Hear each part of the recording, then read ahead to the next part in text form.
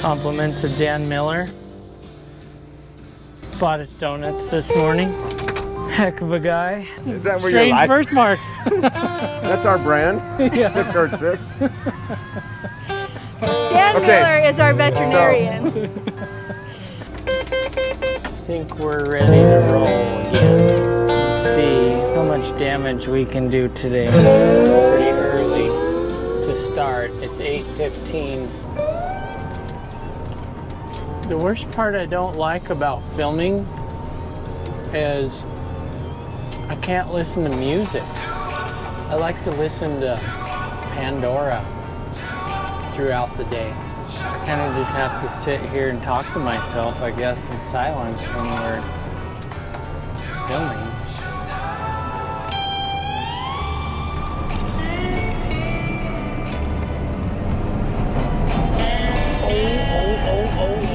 Oh.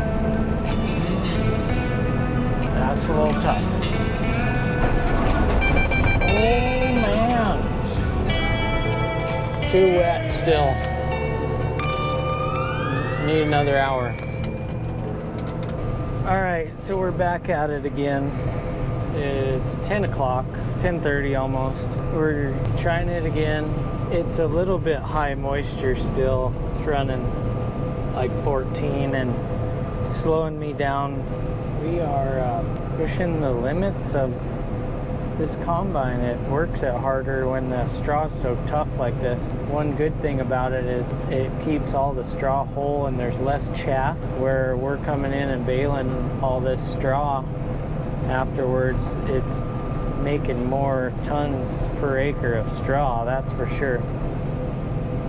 It's ideal conditions for baling the straw. Not quite ideal for combine. Here in about another hour though, it's going to change. Can you hear me? Check 1 2, check 1 2. We're going to fire this baby up. Spaceship.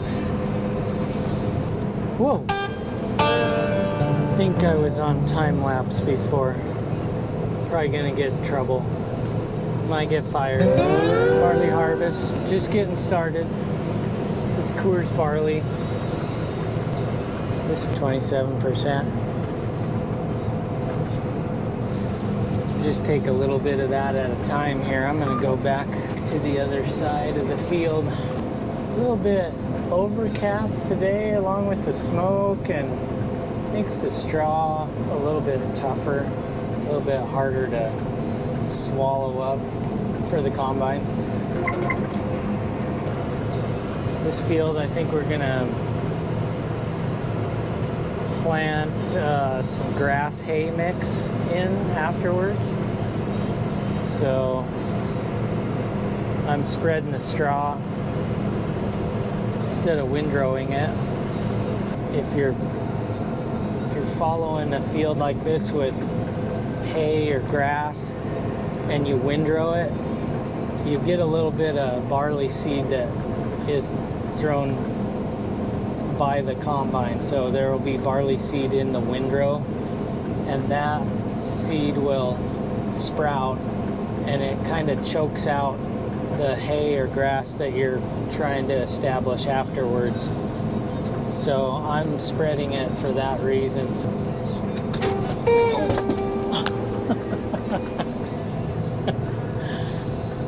Whoops. My bad, John. Now we're recording. I was just jabbering away. Missed it all again. This is how far we've gotten today. It's 2:45. Got 16 acres left. So hopefully we should be able to get it done in pretty good shape today. It's about 60 acres. And get moved on to the next field. It's been real good barley. It's been good quality, and it's pretty dry. 8.6% moisture. Got this monitor tells me yield on the go, 165 bushel, 8% moisture. The screenings have been real low, like 3%. So up here, we got the yield map, and that is how much we've done today. When we're going good barley, we're cranking out a truckload an hour at least. Look, something's running through the barley right ahead of me right there. See the barley moving? My dog's thinks it's his job to run in front of me. Oh, pheasant. Anyway, this combine never stops. We got the cart going. I unload on the go into the cart, and this combine is thrashing barley all day long. We're going about 2.5 miles an hour. I could go a little faster probably. I'd rather take my time and try to get every last bit that I can. Even at this speed right now, we're losing, maybe a bushel an acre. It's a hot one outside. It's been over 100 for the last couple days, and I think we got a couple more days of it to go, and then it's gonna cool off below the hundreds. Gonna be in the 90s. Fair week just started this week. My wife and the kids have been busy this morning. Owen Lundgren. Taking fair animals out there, getting all set up, weighing them in, and getting their pens set up. Second, Paige Lundgren. Yesterday, Owen and I made a last-minute stanchion for the steer pen. We built a metal framework that holds fans that blow on the steers, help keep them cool. They're in the shade, but they've got to be tied up this whole week out there. And with 100-degree weather, it's going to be warm on them. Just got done with the steer show, and now I'm going to try the combine again. See if we can get a few hours in here. It's about 4 o'clock.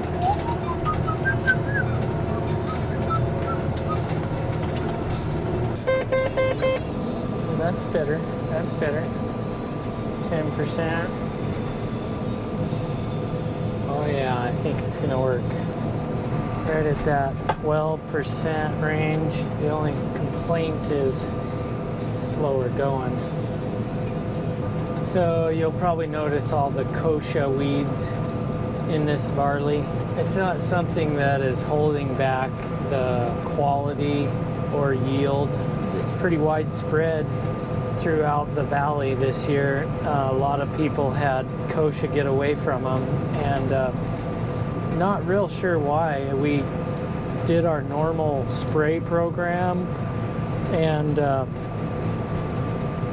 one theory is that they came later, maybe after we sprayed. I think that we did get the chemical on them, but for some reason they were more immune to it. I think it didn't penetrate the waxy coating of their leaves.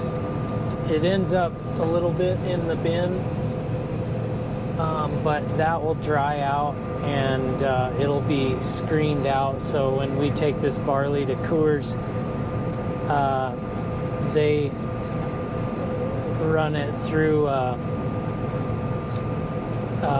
machine that cleans a lot of the chaff out and separates that out, and so a lot of that will come out in that process. Tough going stuff here. Gonna make a lot of straw.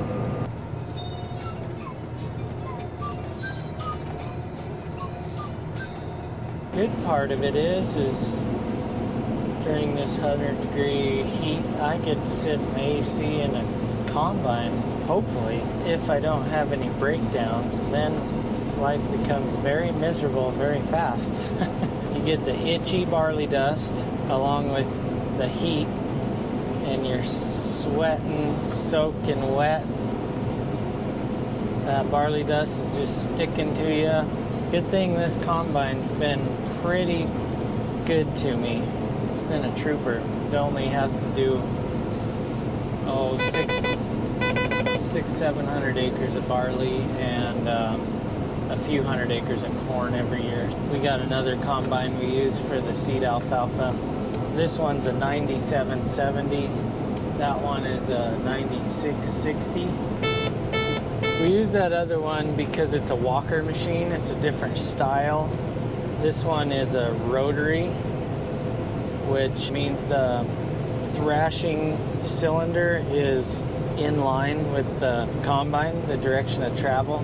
With a walker machine, the thrashing cylinder is crossways from the direction of travel, and they do a lot better job with the seed alfalfa because it goes through the rotor faster.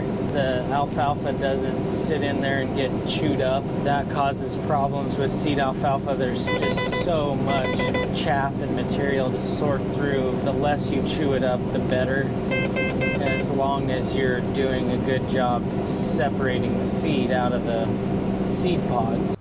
What do you know about seed alfalfa and cutter bees and stuff? Well, I know that cutter bees pollinate.